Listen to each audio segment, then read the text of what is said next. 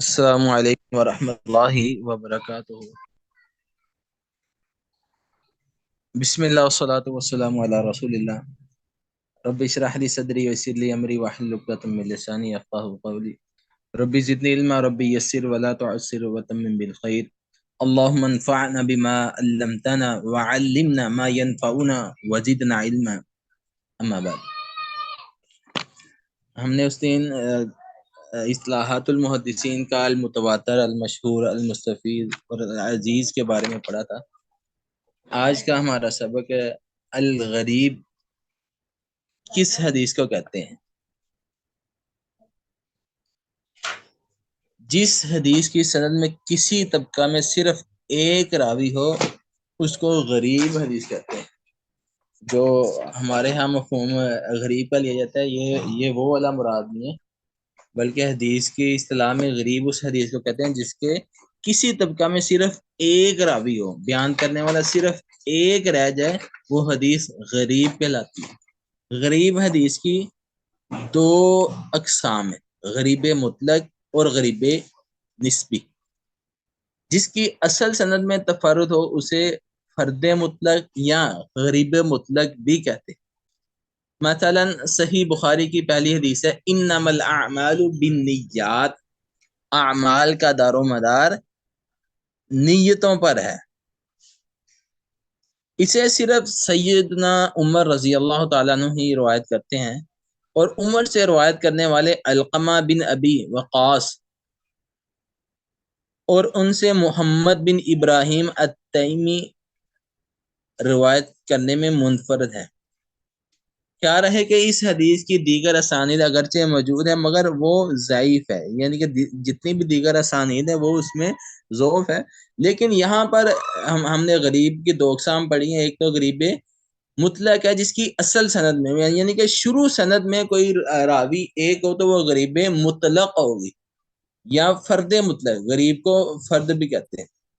اس کی اگزامپل صحیح بخاری کی پہلی حدیث انما الاعمال بالنیات، اس کو بیان کرنے والے صرف حضرت عمر رضی اللہ تعالی عنہ۔ دوسری حدیث غریب نسبی، غریب کی دوسری قسم غریب نسبی، جس کی اصل سند میں تو تفرد نہ ہو لیکن کسی ایک راوی کی نسبت تفرد، یعنی کہ شروع میں اگر ہو تو وہ غریب مطلق یا فرد مطلق کہلائے گی۔ اگر شروع میں نہیں ہے، اصل سند میں تفرد نہیں ہے بلکہ کسی اور جگہ تفرد ہے تو وہ غریب نسبی کہلائے گی۔ مثلا اوپر حدیث عزیز کی مثال میں ہم نے پڑھا ہوا ہے اسماعیل بن علیہ ایک معروف اور کثیر تعداد شاگردوں کے شیخ ہیں، مگر مذکورہ والا حدیث لا یؤمن احدکم، ان سے صرف ان کا ایک شاگرد ابو بکر بن ابی شیبہ ہی روایت کرتے ہیں۔ ابو بکر کی نسبت سے یہ حدیث غریب نسبی کہلاتی۔ اب یہ شیخ جو ہیں یہ بہت مشہور ہے، اسماعیل بن علیہ، ان کے بہت زیادہ شاگرد ہیں، لیکن ان سے بیان کرنے والا صرف یہ والی حدیث لا یؤمن احدکم، صرف ایک ان کا شاگرد ہے ابو بکر بن ابی شیبہ۔ اس نسبت سے اس حدیث کو حدیث نسبی کہیں یا غریب نسبی کہیں۔ اسی طرح انما الاعمال بالنیات کے روایت کرنے والے سبھی اہل مدینہ سے ہیں۔ اس طرح یہ حدیث صرف اہل مدینہ کے روایت کرنے کی وجہ سے یہ غریب نسبی ہوئی، کیونکہ اس کو روایت کرنے والے صرف اہل مدینہ ہے، صرف اور صرف اہل مدینہ، اسی وجہ سے اس حدیث کو غریب نسبی بھی کہیں گے۔ اگر اہل مکہ بیان کرتے ہیں اس کے علاوہ تو پھر اس کو یہ نہیں کہا جا سکتا تھا۔ اب صرف اور صرف ان کو اہل مدینہ کی وجہ سے ان کو اس حدیث کو غریب نسبی کہیں۔ آج کی ہماری صرف اور صرف یہ تین اصطلاحات، بلکہ اصل میں تو ایک ہی ہے کہ غریب حدیث کی ڈیفینیشن اور اس کی اقسام۔ غریب حدیث کی جو ڈیفینیشن ہے جس حدیث کی سند کہ کسی طبقہ میں صرف ایک راوی ہو وہ حدیث غریب کہلائے گی، شروع میں ہو، درمیان میں ہو، آخر میں ہو، کہیں بھی ہو وہ حدیث غریب کہلائے گی۔ اب اس کی دو اقسام ہیں، اگر شروع میں تفرد ہے، اصل سند میں تفرد ہے، یعنی کہ ایک راوی ہے تو وہ غریب مطلق کہلائے گی یا فرد مطلق۔ اگر اصل سند میں تو تفرد نہیں ہے لیکن کسی اور جگہ درمیان میں یا آخر میں ہے تو تو وہ غریب نسبی کے لائے گی۔ آج کا ہمارا اصلاحات المحدث کا اتنا ہی سبق ہے، تو آپ کو اسائنمنٹ بھی دی جائیں گی، آپ نے اس کا ہوم ورک بھی کرنا ہے، یہ آپ نے لازمی ہوم ورک کرنا ہے۔ پچھلے ویک بھی کسی ایک اسٹوڈنٹ نے بھی کام نہیں کیا، مجھے امید تو یہ نہیں تھی، لیکن میں اس کو کمپلسری کرواتا ہوں، لازمی میں نے ہوم ورک دیکھا کرنا ہے، کیونکہ بچے ہوم ورک کے بغیر نہیں پڑھتے، ان کی توجہ ہی نہیں ہوتی۔ پہلے بھی کالج یونیورسٹیوں کے بچوں کو پڑھاتا رہا ہوں، بچے جو ہے جب تک ہوم ورک کا نہیں آپ چیک کریں گے، نہیں کریں گے آپ ہوم ورک، تو آپ کو سمجھ بھی نہیں آئے گی، اور آپ جو ہے صحیح طریقے سے اس علم سے استفادہ بھی نہیں کر سکیں گے۔ اس لیے میری گزارش ہے تمام اسٹوڈنٹ سے کہ وہ لازماً ہوم ورک کیا کریں۔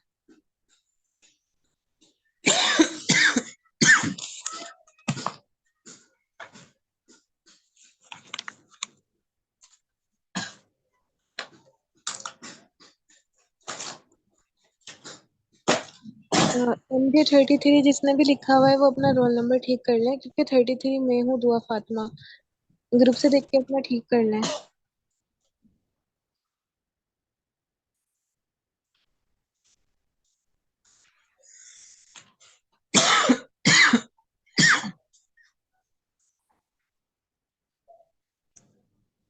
اس دن ہم نے کچھ مسائل پڑھے تھے، چھینک آئے تو کیا کرنا چاہیے، جس طرح کھڑے ہو کے پانی پینے کے بارے میں کیا حکم ہے، اسی طرح اپنے معمولات میں کس طرف سے ابتدا کرنی چاہیے، ایک جوتے میں چلنے کا یا ایک جوتا پہننے کا حکم کیا ہے، مردوں کے ٹخنے جو ہے وہ ٹخنوں سے نیچے کپڑا جو لٹکاتا ہے اس کا حکم کیا ہے، اسی طرح ہم نے کھانا ہمیشہ دائیں ہاتھ سے کھانا چاہیے، اس بارے میں نبوی تعلیمات ہم نے پڑھی تھی۔ تو آج ہم باب البر والصلہ شروع کریں گے۔ اس کو بہت سارے لوگ غلط بھی پڑھ دیتے ہیں، باب البر والصلہ بھی پڑھ دیتے ہیں، تو اس کو ایسے نہیں پڑھنا، بلکہ باب البر والصلہ، نیکی اور صلہ رحمی کے بارے میں باب ہے، اس میں نیکی اور صلہ رحمی کے حوالے سے گفتگو کی گئی ہے۔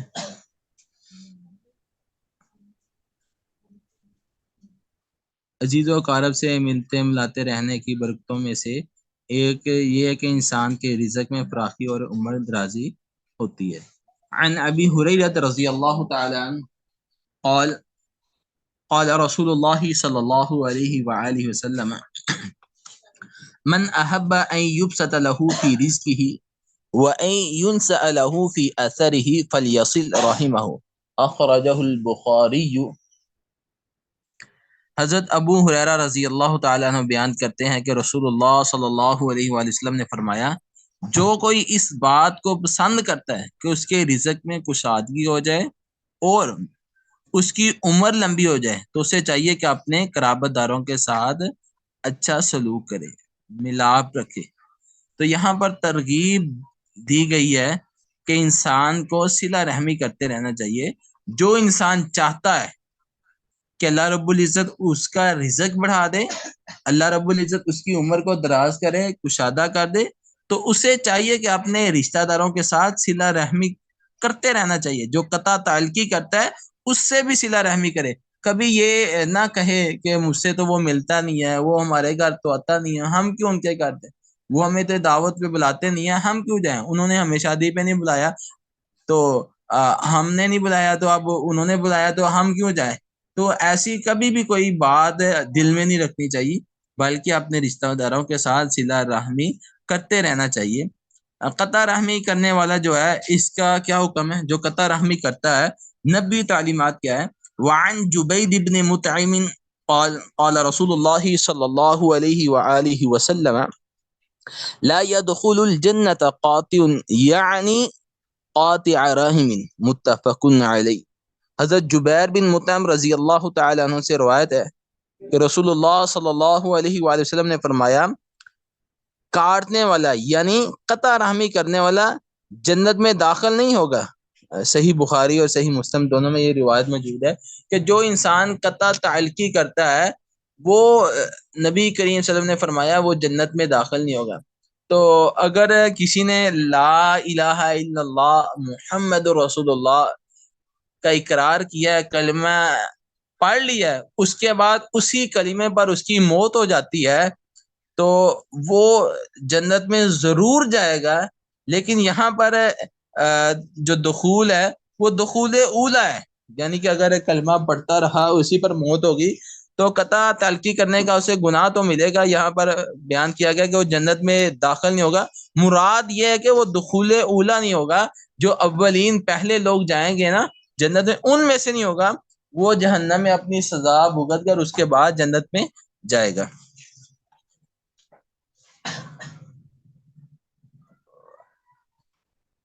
وعن المغیرة بن شعبة رضی اللہ تعالی عنہ ان رسول اللہ صلی اللہ علیہ وسلم قال ان اللہ حرم علیکم عقوق الامہات ووعد البنات ومنع وهات وكره لكم قيل وقال وكثرة السؤال وإذاعة المال متفق علیہ۔ حضرت مغیرہ بن شعبہ رضی اللہ تعالیٰ عنہ سے روایت ہے کہ رسول اللہ صلی اللہ علیہ وآلہ وسلم نے فرمایا کہ تم پر ماؤں کو ستانا حرام کر دیا گیا۔ ماؤں کی نافرمانی کرنا، ماؤں کو ستانا، ماؤں کی بے ادبی کرنا، ماؤں کو تنگ کرنا، ماؤں کو تکلیف دینا، یہ اللہ رب العزت نے تم پر حرام کر دی۔ وَوَعْدَ الْبَنَاتِ، اور بیٹیوں کو زندہ درگور کرنا بھی حرام ہے۔ اب یہ دیکھ لیں آج کل معاشرے میں اکثر بچے اور بچیاں ماں باپ کو تنگ کرتے ہیں، ماں باپ کی بات نہیں مانتے، خصوصاً ماؤں کو اتنی رسپیکٹ نہیں دی جاتی معاشرے میں۔ چلو باپ کو تو کچھ سمجھا جاتا ہے معاشرے میں، وہ کماتا ہے، وہ اس کا روب ہوتا ہے، لیکن ماؤں کو کچھ نہیں سمجھا جاتا۔ تو یہاں پر ماؤں کی نافرمانی، ماؤں کو ستانا حرام کیا اللہ رب العزت نے۔ آج کل کئی بچیاں کہتی ہیں ماں کوئی کام کہ میں کیوں کروں، آپ کرو، آگے سے اس طرح زبان درازی کرتی ہیں، یا اس طرح کہہ دیتی ہیں دوسری بہنیں ہیں اس کو وہ نظر نہیں آ رہی، اپنی ماں کے ساتھ اس طرح بات کرتی ہیں، تجھے وہ نظر نہیں آ رہی، اس کو مجھے کیوں کہہ رہی۔ تو یہ اس طرح کی بات کرنا یا اس طرح آپ کا نافرمانی والا لہجہ یہ ہرگز نہیں ہونا چاہیے، بلکہ ہمیشہ جو ہے ماں باپ دونوں اور خصوصاً ماں کی خدمت کا زیادہ جو ہے حکم دیا گیا ہے۔ باپ اور ماں دونوں کی خدمت کرنی چاہیے، لیکن قرآن و حدیث میں زیادہ مقام اور مرتبہ ماں کا خدمت کے لحاظ سے تو سب سے زیادہ خدمت جو ہے ماں کی کرنی چاہیے۔ تو یہاں پر اللہ رب العزت نے ماؤں کو ستانا، ماؤں کو تنگ کرنا، ماؤں کی نافرمانی کرنا یہ حرام قرار دیا ہے، اور بیٹیوں کو زندہ درگور کرنا یہ بھی حرام۔ پہلے آپ کو پتہ ہے مشرکین مکہ بیٹیوں کو زندہ درگور کر دیتے تھے، لیکن جیسے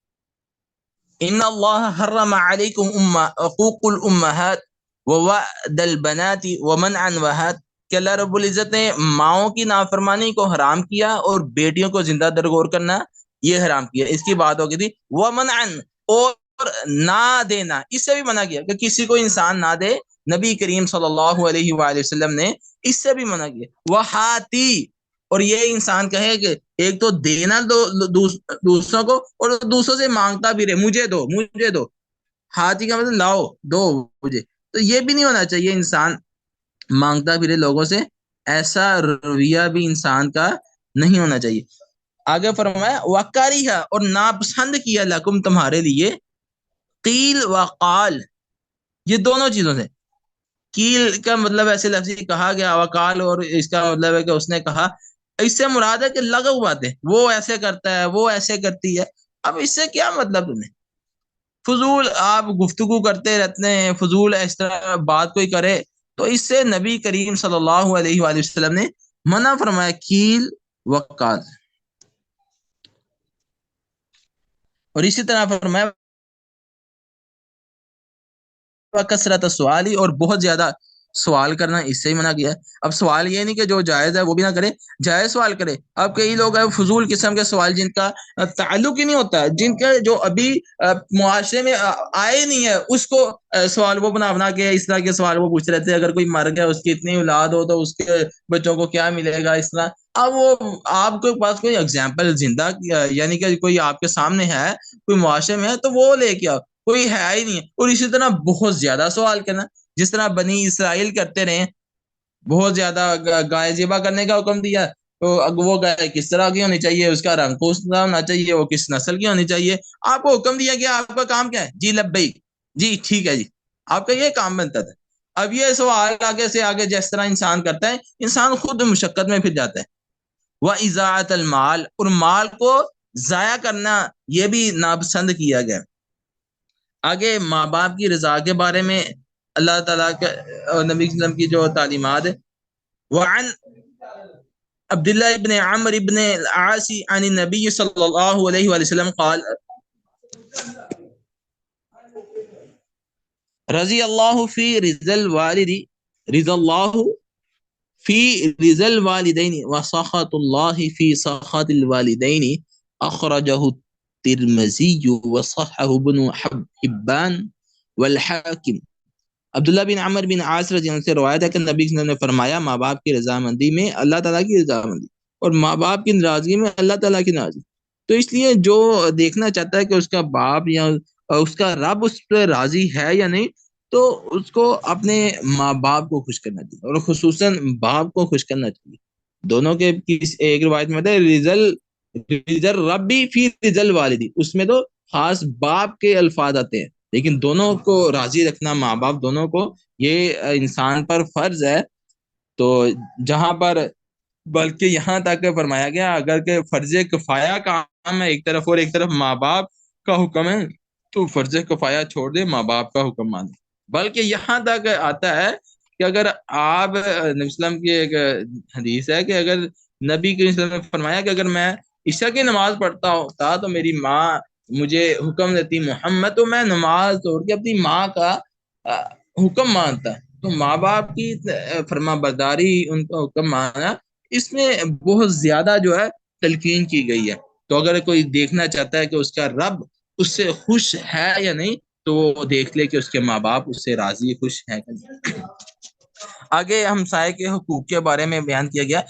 وعن انس عن النبی صلی اللہ علیہ وآلہ وسلم انه قال والذي نفسي بيده لا يؤمن عبد حتى يحب لجاره ما يحب لنفسه، متفق علیہ. حضرت انس رضی اللہ تعالیٰ عنہ روایت کرتے ہیں کہ نبی کریم صلی اللہ علیہ وآلہ وسلم نے فرمایا اس ذات پاک کی قسم کہ جس کے ہاتھ میں میری جان ہے کہ کوئی بندہ اس وقت تک مومن نہیں ہو سکتا جب تک وہ اپنے ہمسایہ اور اپنے بھائی کے لیے وہی پسند نہ کرے جو اپنے لیے پسند. اپنے لیے تو اچھا پسند کرتا ہے کہ مجھے کوئی تنگ نہ کرے، مجھے کوئی تکلیف نہ دے، لیکن اس کا ہمسایہ اس سے تنگ ہے، وہ اپنے ہمسایہ کو تنگ کرتا ہے، اپنے ہمسایہ کو تکلیف دیتا ہے. تو ایسا نہیں ہونا چاہیے. بلکہ ایک حدیث میں واللہ لا یؤمن، واللہ لا یؤمن، واللہ لا یؤمن، 3 بار نبی کے وسلم نے اللہ کی قسم اٹھا کے کہا اللہ کی قسم وہ مومن نہیں، اللہ کی قسم وہ مومن نہیں، اللہ کی قسم وہ مومن نہیں. تو صحابہ رضوان اللہ علیہم اجمعین نے پوچھا یا رسول اللہ کون؟ وقیل من یا رسول اللہ صلی اللہ علیہ وسلم، یا رسول اللہ صلی اللہ علیہ وسلم کون ہے کہ جو ایسا بدبخت کون ہے جو مومن ہی نہیں ہے؟ تو آپ نے فرمایا کہ جس کا پڑوسی اس کی اذا سے محفوظ نہیں ہے وہ ہرگز مومن. تو اس لیے پڑوسی 3 قسم کے ہوتے ہیں. ایک آپ کا ہمسایہ پڑوسی، وہ ایک آپ کا ہمسایہ قریبی رشتہ دار پڑوسی، وہ، اور ایک آپ کا تھوڑی دیر کا پڑوسی. جیسا آپ سفر کرتے ہیں، گاڑی میں، بس میں سفر کر رہے ہیں، کلاس روم میں ہے، وہ بھی آپ کا تھوڑی دیر کا ہمسایہ. تو کوئی بھی ہمسایہ آپ کا جو ہے آپ کی اعزاء سے محفوظ رہنا چاہیے. آپ کی وجہ سے کسی کو تکلیف نہیں ہونی چاہیے, آپ کی وجہ سے کسی کو پریشانی نہیں ہونی چاہیے. ہر لمحہ ہر لحظہ انسان کو یہ کوشش کرتے رہنا چاہیے کہ اس کی وجہ سے کسی کو تکلیف نہ, اس کی وجہ سے کسی کو ایذا نہ. آگے کبیرہ گناہوں کے بارے میں ایک بہت سارے کبائر ہیں, لیکن ایک حدیث میں کچھ کبیرہ گناہوں کے بارے میں بیان کیا گیا. وعن ابن مسعود رضی اللہ تعالی عنہ قال سألت رسول الله صلى الله عليه وآله وسلم أي الذنب أعظم قال أن تجعل لله ندا وهو خلقك قلت ثم أي قال أن تقتل ولدك خشية أن يأكل معك قلت ثم أي قال أن تزاني بحليلة جارك متفق عليه. حضرت ابن مسعود رضی اللہ تعالی عنہ بیان کرتے ہیں کہ رسول اللہ صلی اللہ علیہ وآلہ وسلم سے پوچھا گیا کون سا گناہ سب سے بڑا ہے, سب سے بڑا گناہ کون سا ہے؟ تو آپ صلی اللہ علیہ وسلم نے فرمایا ان تجعل للہ ندا وهو خلقک, کہ تو اللہ کے لیے کسی کو مقرر کرے, یعنی کہ تو اللہ کے لیے کسی کو شریک بنائے, حالانکہ اس اللہ نے تجھے پیدا کیا ہے, تجھے بھی اور جس کو تم شریک بنا رہے اس کو بھی اللہ نے پیدا کیا ہے, اور لیکن تم اس کو اللہ کے ساتھ شریک ٹھہراتے ہو. پھر پوچھا گیا قلت ثم ای, یا رسول اللہ پھر اس کے بعد کون سا کبیرہ گناہ ہے؟ آپ نے فرمایا ان تقتل ولدک خشیۃ ان یاکل معک, کہ تو اپنی اولاد کو اس ڈر سے قتل کرے, رزق کی وجہ سے, روزی کی وجہ سے, کہ وہ تیرے ساتھ کھائیں, اس وجہ سے اپنی اولاد کو قتل کرے. تو اس لیے یہ ایسا قتل کرنا, اس سے بھی ممانعت کی گئی, بلکہ سورہ انعام میں وہاں وضاحت کے ساتھ کہا گیا کہ اپنی اولاد کو قتل نہ کرو, کہ اللہ رب العزت تمہیں بھی رزق دیتا ہے, انہیں بھی رزق دیتا ہے. تو اس لیے جو تمہیں رزق دینے پر قادر ہے وہ تمہاری اولاد کو رزق دینے پہ قادر نہیں ہے. تو اس لیے وہ دیکھیں جا کے آپ پہاڑوں میں چونٹیاں ہیں, زمین میں کیڑے مکوڑے ہے, شراط الارض ہے, سمندری مخلوقات ہے, وہ کون سا کمائی کرتے, وہ کہاں سے کماتے, کون سی ان کی فیکٹریاں اور ملیں بنی ہوئی, اللہ انہیں بھی رزق دے رہا ہے نا. تو یہ ایمان کی کمزوری, آج ہمارا ایمان مضبوط نہیں اللہ. تو اس لیے اپنی اولاد کو رزق کے ڈر سے قتل کرنا یا مارنا یہ معاشرے میں آج بہت عام ہو چکا ہے. آپ معاشرے میں دیکھتے ہیں اکثر لوگ جو ہے وہ اپنی اولادوں کو قتل کر دیتے, خود بھی اپنے آپ کو وہ جو ہے زہر دے دیتے ہیں یا پھندا گلے میں ڈال کے خودکشی کر لیتے. تو اس سے منع فرمایا شریعت میں. قلت ثم ای, پھر پوچھا کہ رسول اللہ اس کے بعد کون سا گناہ جو ہے وہ کبیرہ ہے؟ تو آپ نے فرمایا ان تزانی بحلیلۃ جارک, کہ یہ کہ تو اپنی ہمسائی کے ساتھ گناہ کرے, بدکاری کرے, یہ کبیرہ گناہ ہے. یہ اس لیے کہ ایک جو ہمسایہ ہوتا ہے وہ اس کو اپنے ہمسایہ پہ مان ہوتا ہے کہ میں گھر نہ ہوں تو میرا ہمسایہ جو ہے وہ میری عزت کی, میرے مال کی, میرے گھر کی حفاظت کرے گا. بہت ساری امیدیں ہوتی ہیں, اب جس پہ امید ہو وہی ایسا کرے, تو اس سے بھی منع فرمائی. تو ویسے کبیرہ گناہ ہے, اور دوسرا ایک جو ہے قریبی ہونے کے ناطے اس سے زیادہ اس کی گناہ کی سنگینیت بڑھ جاتی ہے. آگے ماں باپ کو گالی دینا یہ بھی کبیرہ گناہ ہے. وعن عبد الله بن عمرو بن العاص رضي الله تعالى عنه أن رسول الله صلى الله عليه وسلم قال من الكبائر شتم الرجل والديه قيل وهل يسب الرجل والديه قال نعم يسب أبا الرجل ويسب أبا الرجل ويسب أمه فيسب أمه متفق. حضرت عبداللہ بن عمر بن عاص رضی اللہ تعالی عنہ سے بیان ہے کہ آپ صلی اللہ علیہ وآلہ وسلم نے فرمایا کسی آدمی کا اپنے ماں باپ کو گالی دینا کبیرہ گناہوں میں سے ہے. آپ نے فرمایا کہ کسی کا اپنے ماں باپ کو گالی دینا کبیرہ گناہ. تو صحابہ نے پوچھا یا رسول اللہ کوئی اپنے ماں باپ کو بھی گالی دیتا ہے, تو اپنے ماں باپ کو بھی برا بلا کہتا ہے؟ آپ نے فرمایا ہاں, اپنے ماں باپ کو بھی برا بلا کہتے ہو. وہ کیسے؟ حل یسب الرجل والدیہ, تو اپنے ماں باپ کو گالی دیتا ہے؟ قال نعم, آپ نے فرمایا ہاں اپنے ماں باپ کو بھی لوگ گالی دیتے. وہ کس طرح؟ یسب ابا الرجل, کہ آپ کسی کے باپ کو گالی دو, فیسب الرجل اباہ, آپ کسی کے باپ کو گالی دو گے وہ آگے جواباً آپ کے باپ کو گالی دے گا. آپ ایسے ہی ہیں جیسے اپنے باپ کو گالی دے رہے, آپ کی وہ گالی اپنے باپ کو جائے گی. اس لیے کبھی بھی کسی کے باپ کو گالی نہ دو. فیسب امہ, آپ کسی کی ماں کو گالی دیتے ہو, فیسب امہ, وہ آپ کی ماں کو گالی دے. آپ ایسے ہی ہیں جیسے اپنے ماں باپ کو گالی دے رہے. تو اس لیے کبھی بھی آپ کسی کے پیرنٹس کو، کسی کے ماں اور باپ، مدر اور فادر کو کبھی بھی برا بلا نہ کہ کوئی کہ بھی آپ چپ کر جائیں. آپ ایسے سمجھے جیسے آپ کو کا ہی نہیں ہے. وہ اس لیے اگر آپ خاموش ہو جاتے ہیں آپ کی طرف سے فرشتے جواب دیتے. بتلائیں آپ اچھا جواب دیں گے یا فرشتے دیں گے؟ آپ سے اچھا جواب فرشتے دیں گے. ایک بار حضرت ابو بکر صدیق رضی اللہ تعالیٰ عنہ کو کوئی برا بلا کہہ رہا تھا، نبی کریم صلی اللہ علیہ وسلم وہاں پر کھڑے رہے تو آپ وسلم نے اس کو دیکھتے رہے، کچھ نہیں کہا. جب حضرت ابو بکر رضی اللہ تعالیٰ نے اس کا جواب دینا شروع کیا، وسلم چلے گئے. تو آپ نے فرمایا کہ بعد میں پوچھا ابو بکر نے، یا رسول اللہ آپ کیوں چلے گئے؟ آپ نے فرمایا کہ جب تک تم خاموش رہے فرشتے تمہاری طرف سے جواب دے رہے. جیسے ہی آپ نے گفتگو کی فرشتے چلے گئے، میں بھی چلے گیا، میں بھی وہاں سے چلا گیا. تو اس لیے آج کا ہمارا یہاں تک ہی سبق ہے. تو آپ کوشش کریں کبھی بھی اپنی زندگی میں کسی کے پیرنٹس کو گالی نہ دیں، بلکہ کوئی آپ کے پیرنٹس کو بھی دیتا ہے آپ چپ ہو جائیں، کبھی اس کا جواب نہ دیں. آپ کو برا بلا کہ تب بھی آپ اس کا جواب نہ دیں. کوئی آپ کو برا بلا کے گالی دے آپ کو، آپ کے پیرنٹ کو، آپ کبھی بھی اس کا جواب نہ دیں. کیوں؟ آپ نہیں دیتے، آپ کی جگہ آپ کے کی طرف سے فرشتے اس کا جواب دیتے ہیں. تو اس لیے کبھی بھی ایسا نہیں ہونا چاہیے. تو اللہ رب العزت ہم نے جو حدیثیں پڑھی ہیں ان پر عمل کرنے کی ہمیں توفیق عطا فرمائے. ابھی نماز کی 15 منٹ کی بریک ہے.